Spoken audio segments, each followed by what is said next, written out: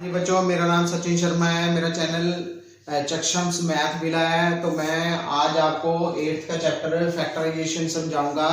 सबसे पहले मैं आपको बताना चाहता हूं कि फैक्टराइजेशन में हम कॉमन वैल्यू निकालते हैं। फैक्टर्स तब हमें आते हैं जब हम टेबल्स अच्छी तरह करते हैं। टेबल्स हमें अगर अच्छी तरह आते होंगे तभी हम फैक्टराइजेशन कर सकते हैं। तो फैक्टराइजेशन में एक्सरसाइज 14.1 है।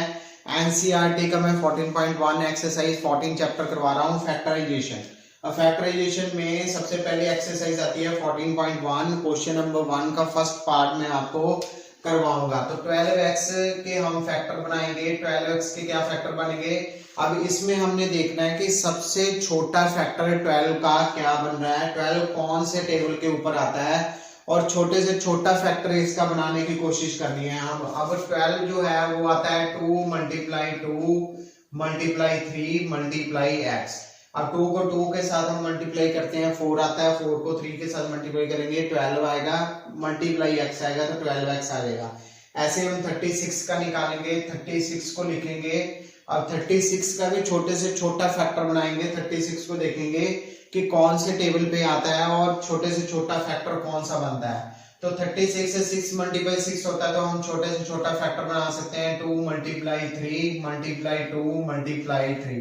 तो 3 मल्टीप्लाई 2 6 आता है और 2 मल्टीप्लाई 3 भी 6 आता है। तो क्या हो गया 6 मल्टीप्लाई 6, तो 36 फैक्टर बन जाते हैं इसके। अब 36 के फैक्टर ये बन जाते हैं। अब हमने कॉमन वैल्यू देखनी है क्योंकि फर्स्ट क्वेश्चन में हमें पूछा गया है कि फाइंड द कॉमन फैक्टर। अब कॉमन फैक्टर कौन से हैं? ये कॉमन फैक्टर बन रहा है हमारे पास और ये कॉमन फैक्टर बन रहा है और 3 का कॉमन फैक्टर बन रहा है। तो इसकी वैल्यू क्या आ जाएगी? कॉमन फैक्टर कौन कौन से आ गए? 2 आ गया, मल्टीप्लाई 2 आ गया और मल्टीप्लाई 3 आ गया। तो 2 मल्टीप्लाई 2 4 आ गया, 4 मल्टीप्लाई 3 जो है 12 आ गया हमारे पास। तो इसके कॉमन फैक्टर क्या आ गए? 2 मल्टीप्लाई 2 मल्टीप्लाई 3। अब इसमें से और कोई कॉमन फैक्टर नहीं बन रहा, कोई वैल्यू ऐसी नहीं है जो 12 में भी आ रही है, 12x के फैक्टर में भी आ रही है और 36 के फैक्टर में भी आ रही है। इस करके इसका जो कॉमन फैक्टर बनेंगे वो 2 मल्टीप्लाई 2 मल्टीप्लाई 3 बनेंगे। इसके बाद सेकंड क्वेश्चन है हमारे पास 2y मल्टीप्लाई। अब 2y के फैक्टर बनाने हैं। अब 2 जो है वो सबसे छोटा टेबल है तो 2 का टेबल जो है सबसे छोटा है और 2 किस में आता है? 2 में ही आता है। तो 2 मल्टीप्लाई 1 मल्टीप्लाई y ले लेंगे। अब इसके बाद इस सेकंड वैल्यू की हमने निकालनी है 22xy की। अब 22xy किस टेबल में आता है? 11 के टेबल में भी आता है और 2 के टेबल में भी आता है। तो हम इसको क्या लिखेंगे? 2 मल्टीप्लाई 11 मल्टीप्लाई y। अब इसके बाद कॉमन फैक्टर निकालेंगे। अब कॉमन फैक्टर क्या बन रहा है इसमें? एक तो बन रहा है हमारे पास 2 और एक बन रहा है y। तो इसके कॉमन फैक्टर क्या आएंगे? 2 multiply y is equal to 2y। तो बच्चों बहुत इजी है। अगर आपको टेबल्स आते हैं तो टेबल पे ही इसके फैक्टर बनेंगे। सबसे छोटा फैक्टर हमने देखना है कि सबसे छोटा फैक्टर कौन सा इसमें बन रहा है। तो क्वेश्चन नंबर 3 है फर्स्ट पार्ट का 14pq। अब 14 जो है कौन से टेबल पे आता है? सबसे छोटे टेबल में हमने देखना है। 2 के टेबल पे ये 14 आता है। तो 2 multiply 7 multiply p multiply q। ऐसे हम 28 को देखेंगे 28p square and q square. और 28 को हम कैसे लिखते हैं? 14 मल्टीप्लाई 2। अब 14 के भी हम फैक्टर बनाएंगे 2 multiply 7 multiply 2 multiply p multiply q multiply q। अब कॉमन फैक्टर देखेंगे इसमें। कॉमन फैक्टर कौन सा बन रहा है? कॉमन फैक्टर हम इसमें 2 बन रहा है एक, तो 2 को लिख देंगे। एक 2 बन रहा है, यहाँ भी 2 है, यहाँ भी 2 है। एक 7 बन रहा है, 7 को लिख देंगे। उसके बाद p बन रहा है हमारे पास, उसके बाद q बन रहा है। तो और कोई फैक्टर नहीं बन रहे इसके। तो 14pq के और 28p स्क्वायर q स्क्वायर के ये फैक्टर बन रहा है 2 multiply 7 multiply p multiply q। तो क्या बन गया हमारे पास? 14pq। तो बच्चों इसके बाद फोर्थ पार्ट आता है। फोर्थ पार्ट फर्स्ट क्वेश्चन का जो फोर्थ पार्ट है वो 2x है। अब 3 हमें दिए हुए हैं। 2x is equal to 2 multiply x। अब 3 वैल्यूज दी हैं, 3 वैल्यू को भी वैसे करेंगे। 3x square is equal to 3 multiply 1 multiply x multiply x। अब इसमें भी हम 1 डाल सकते हैं। 4 का हम क्या लिखेंगे, 4 is equal to multiply 2 multiply 1। अब 1 तो हर एक वैल्यू का ही फैक्टर है, तो 1 हम लिख सकते हैं। अगर कोई वैल्यू कॉमन नहीं आ रही 3 में से तो हम 1 ले सकते हैं। तो 1 क्या आ गया हमारे पास, कॉमन फैक्टर आ गया। तो 1 जो है वो कॉमन फैक्टर होगा इसका तीनों वैल्यूज का। अब तीनों वैल्यूज में कोई कॉमन वैल्यू नहीं आ रही तो हम 1 लिख सकते हैं। 1 तो हर एक टेबल का फैक्टर है, जैसे 3 का, 2 का और 4 का फैक्टर है, इसलिए हम 1 जो है कॉमन फैक्टर लिखेंगे। अब इसके बाद फिफ्थ क्वेश्चन है। फिफ्थ क्वेश्चन में भी 3 वैल्यूज हैं। 3 वैल्यूज हम लेते हैं, जैसे 6ab है हमारे पास, तो 6ab को कैसे लेंगे, 2 multiply 3 multiply a multiply b। ऐसे हम 24 b स्क्वायर को लेंगे। अब 24 जो है सबसे छोटे टेबल में देखना है कि किस टेबल में आता है, तो हम 6 मल्टीप्लाई 4 करते हैं, तो 2 मल्टीप्लाई 2 मल्टीप्लाई 3 मल्टीप्लाई 2। अब इसकी वैल्यू को मल्टीप्लाई a, उसके बाद 2 वैल्यूज b की हैं तो हम वो लेते हैं। अब 12 a स्क्वायर b लेंगे। अब 12 के भी हम 2 मल्टीप्लाई 2 मल्टीप्लाई 12 को लेना है, तो 3 आ जाएगा। 4 मल्टीप्लाई 3 12 आ जाएगा, मल्टीप्लाई a मल्टीप्लाई b। अब हमने कॉमन फैक्टर निकालना है। अब कॉमन फैक्टर कैसे निकलेंगे हम देखते हैं कि इन तीनों में से कॉमन वैल्यू कौन सी आ रही है। अब 2 भी इसमें कॉमन आ रहा है और सेकंड टाइम में 2 नहीं आ रहा है, सेकंड टाइम में 3 आ रहा है कॉमन, तो 2 मल्टीप्लाई हम 3 लिख देते हैं। अब a आ रहा है इसमें भी a आ रहा है, इसमें भी a आ रहा है, तो a भी आ जाएगा। अब इसमें b है, इसमें भी b है, इसमें भी b है, तो इसमें b आ जाएगा। तो वैल्यू हमारे पास क्या आ गई, 6ab आ गया। 6ab क्या आ गया, हमारा कॉमन फैक्टर आ गया। अब इसमें से हम देख सकते हैं, अगर ट्रिक से भी हम देखें तो सबसे छोटी वैल्यूज जो इसमें है वही जो है हमारा कॉमन फैक्टर होता है। जैसे 6ab सबसे छोटी है, तो 6ab हमारा कॉमन फैक्टर हो जाएगा। अब लास्ट पार्ट इसमें सिक्स्थ पार्ट जो है, सिक्स्थ पार्ट को भी हम ऐसे करेंगे। 16x³ है, तो 16x³ को हम कैसे लिखेंगे, 2 मल्टीप्लाई 2 मल्टीप्लाई 2 मल्टीप्लाई 2, और x कितने टाइम्स है, 3 टाइम्स, तो 3 टाइम्स हम मल्टीप्लाई कर लेंगे। ऐसे -4x² है, तो इसका भी हम 2 मल्टीप्लाई 2 मल्टीप्लाई x कर लेंगे। अब 32x है, 32 को हम कैसे लिखते हैं, 8 मल्टीप्लाई 4, तो 8 की वैल्यू को हम 3 टाइम्स मल्टीप्लाई करेंगे और 4 की वैल्यू को 2 टाइम्स करेंगे, मल्टीप्लाई x लिखेंगे। अब कॉमन फैक्टर क्या आ रहा है हमारा, कॉमन फैक्टर इसमें फिर हम एक तो 2 आ रहा है इसमें कॉमन, इसमें भी 2 आ रहा है। अब और इसमें 2 है नहीं और 2 ही 2 आ रहे हैं, तो 2 मल्टीप्लाई 2 हम ले लेंगे। अब x कितने टाइम्स आ रहा है, x इसमें 3 टाइम्स आ रहा है, इसमें 2 टाइम्स आ रहा है, इसमें 1 टाइम्स आ रहा है, तो x भी 1 टाइम ही लेंगे। तो x की वैल्यू 1 टाइम आई, तो 4x जो है इसका कॉमन फैक्टर आ गया। तो बच्चों आपको समझ आ गया होगा, मैं उम्मीद करता हूँ। आगे फिर इसके नेक्स्ट पार्ट करेंगे हम। बच्चों 14.1 एक्सरसाइज का ये फर्स्ट पार्ट का 7th क्वेश्चन और 8th क्वेश्चन है। अब ये करेंगे हम, कॉमन फैक्टर निकालने इसमें। तो 10p³ का कॉमन फैक्टर बनेगा।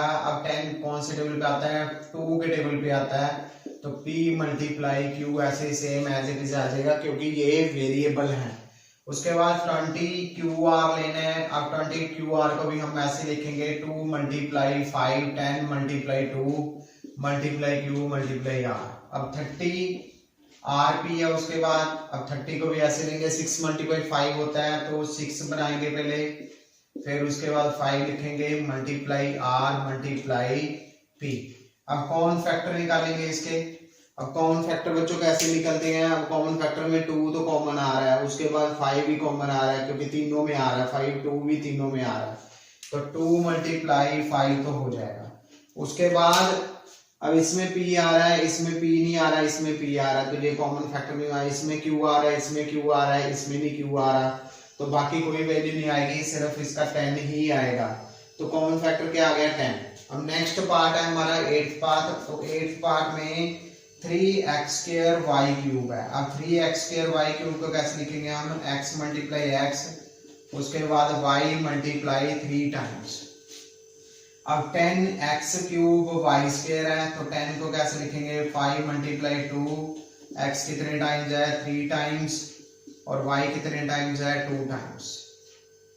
अब उसके बाद 6x² है, अब 6x² है, y² है और z है, तो 3 × 2 x 2 टाइम्स, y 2 टाइम्स और z सिंगल टाइम। अब कॉमन फैक्टर क्या है बच्चों, कॉमन फैक्टर देखते हैं हम। अब 3 इसमें है, इसमें है नहीं, इसमें है, तो 3 कॉमन फैक्टर नहीं बनेगा। 2 इसमें नहीं है तो नहीं बनेगा। अब x इसमें 2 टाइम्स है, इसमें 3 टाइम्स है तो 2 टाइम्स आ जाएगा, इसमें भी 2 टाइम्स है तो 2 टाइम्स आ जाएगा, तो x × x हो जाएगा। x × x जो है वो 3 टाइम्स है। उसके बाद y 2 टाइम्स है, इसमें भी y 2 टाइम्स है, इसमें भी y 2 टाइम्स है, तो y भी आ जाएगा y 2 टाइम्स। उसके बाद z जो है सिर्फ इसमें ही है, बाकियों में नहीं है, तो वैल्यू क्या आ जाएगी हमारे पास x² y²। तो बच्चों ये फर्स्ट क्वेश्चन था हमारा एनसीईआरटी की, हम बुक फॉलो कर रहे हैं। एनसीईआरटी का 14 चैप्टर मैं करवा रहा हूँ आपको, सारी एक्सरसाइज आज करवाऊंगा। तो 14.1 एक्सरसाइज का फर्स्ट क्वेश्चन जो है कंप्लीट हो गया है।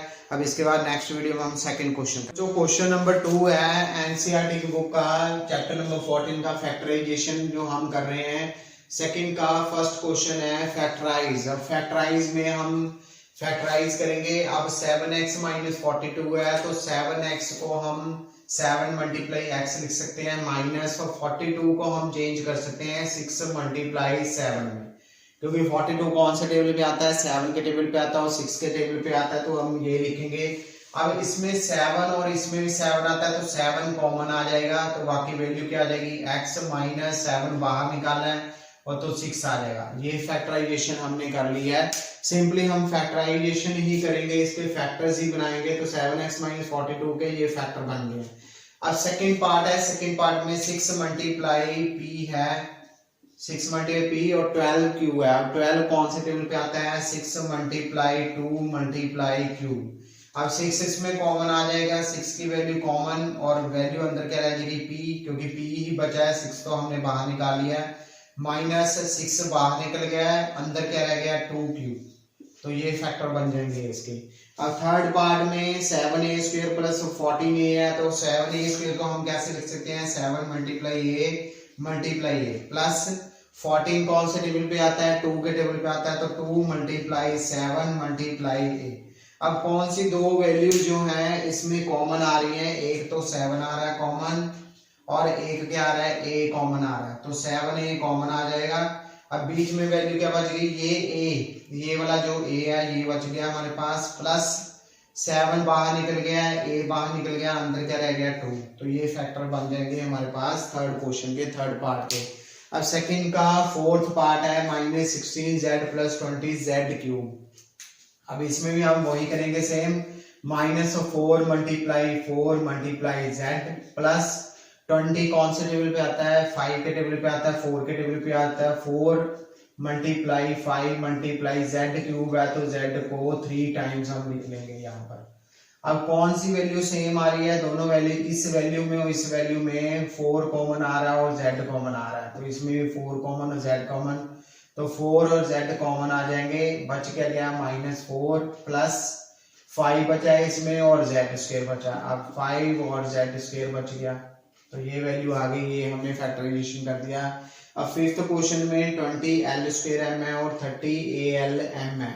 अब 20 को हम कैसे लिख सकते हैं, 20 को हम लिख सकते हैं 2 × 2 × 5 × l 2 टाइम्स है और m है, प्लस अब 30 को भी हम छोटी वैल्यूज बना लेते हैं, 2 × 3 × 5 × a × l × m।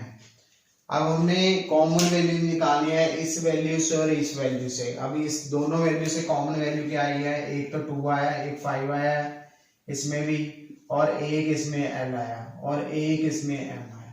ये वैल्यू सारी कॉमन निकल जाएगी, मतलब 10lm कॉमन निकल गया हमारे पास। बच गया क्या, ये वाला a2 बच गया और ये वाला l बच गया, प्लस इसमें क्या बचा, 3 बचा, a बचा, बस 3 और a ही बचा, बाकी सारे कॉमन आ गए हैं, तो ये फैक्टराइजेशन बन गई है। अब लास्ट में हमें लास्ट पार्ट करना है, हमें ये वाला लास्ट पार्ट है सिक्स्थ पार्ट। तो इसमें सिक्स्थ पार्ट में भी हम 5 × x × y करेंगे और इसमें वैल्यू बनाएंगे 5 multiply 3 multiply x multiply y multiply y. अब इसमें से भी कॉमन वैल्यू कैसे आएगी, ये 5 कॉमन आएगा और x कॉमन आएगा और y कॉमन आएगा हमारे पास। तो 5xy कॉमन, अंदर क्या वैल्यू रह जाएगी सिर्फ x, इसमें सिर्फ x बचा, ये वाला x बचा इसमें, और इसमें क्या बचा 3 बचा और ये y बचा, तो -3y। तो बच्चों ये 6th पार्ट था, सेकंड का 6th पार्ट। इसके बाद नेक्स्ट पार्ट करेंगे हम।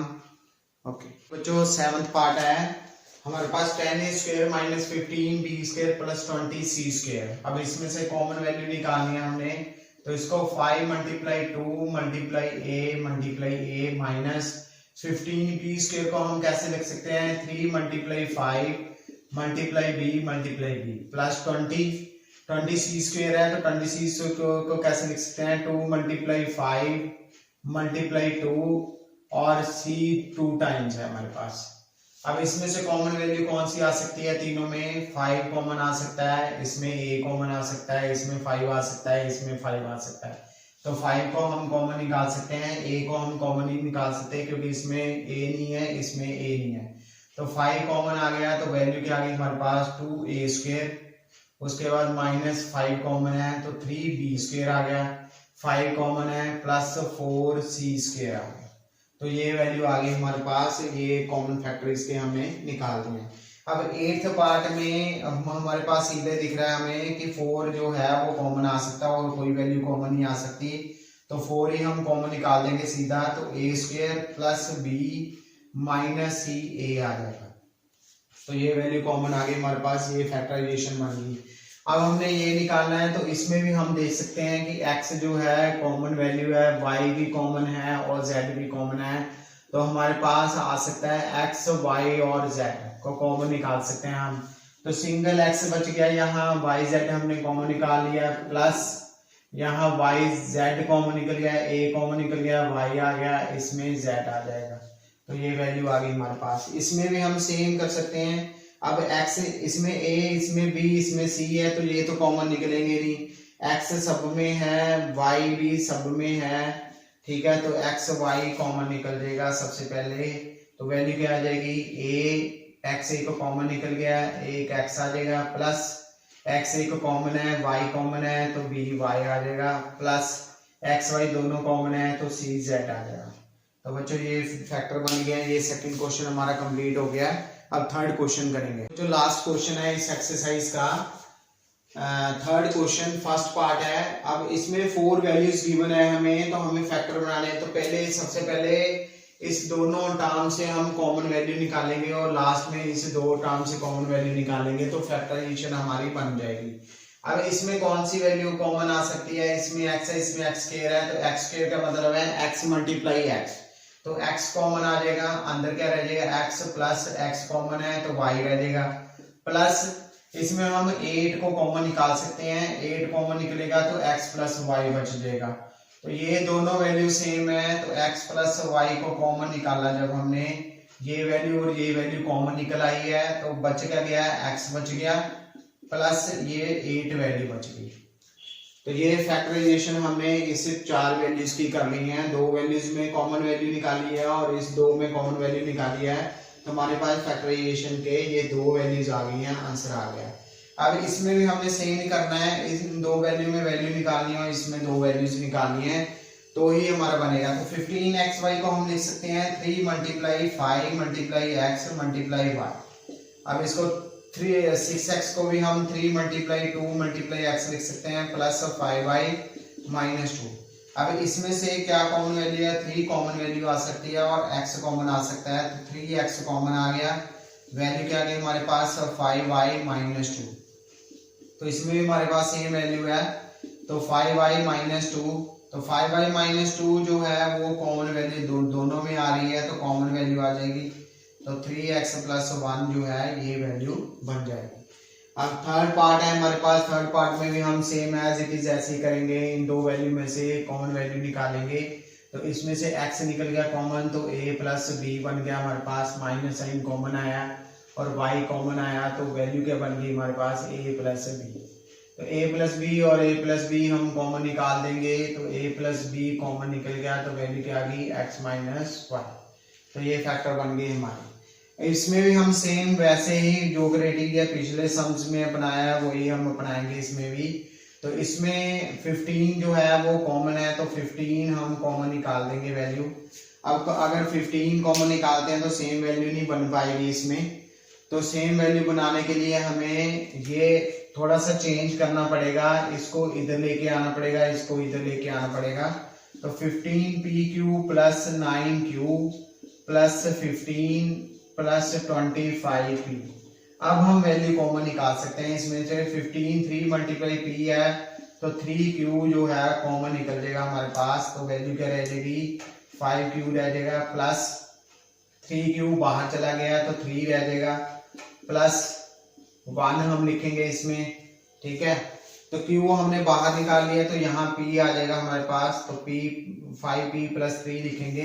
अब यहाँ भी सेम वैल्यू लिखेंगे, 5p प्लस 3 और 5p प्लस 3 तो 25 बनना चाहिए, तो 5 आएगा, तो 5p प्लस 3 और यहाँ 3q प्लस 5। तो ये फैक्टर बन जाएंगे हमारे। इसमें थोड़ा सा चेंज करना पड़ेगा, क्योंकि 15 अगर हम कॉमन निकालते हैं तो pq प्लस 1 आ जाएगा, तो हमारी आगे वैल्यू नहीं बन रही है। इस करके हमने 9q को इधर कर दिया और 15 को उधर कर दिया। साइन दोनों के सेम रहेंगे, क्योंकि सिर्फ इंटरचेंज ही हमने किया है। इंटरचेंज करके हम वैल्यू को कॉमन निकाल के हम फैक्टर बनाएंगे इसके।